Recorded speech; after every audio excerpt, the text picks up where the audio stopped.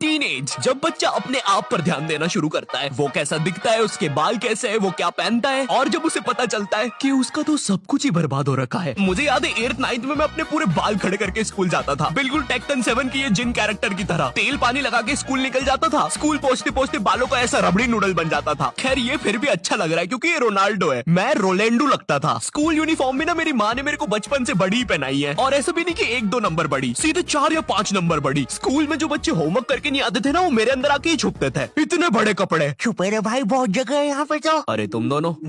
आप कौन हो? अरे मैं पापे हूँ। पापे? अब तू तो 4 दिन से लापता है ना, हमने बाहर तेरे पोस्टर्स देखे। 4 दिन? मुझे तो यहाँ पे 40 साल बीत चुके हैं। देखो इसकी यूनिफॉर्म के अंदर टाइम बहुत तेज चलता है। बाहर भले ही 4 दिन ही हुए होंगे, लेकिन यहाँ मैंने 40 साल जी लिया है। मैं जब अंदर आया था मैं भी तुम्हारे बराबर का ही था। माँ को देखे आज 40 साल हो चुके हैं। पापे 4 दिन से गायब है मेरा बच्चा, कुछ खाया होगा कि नहीं?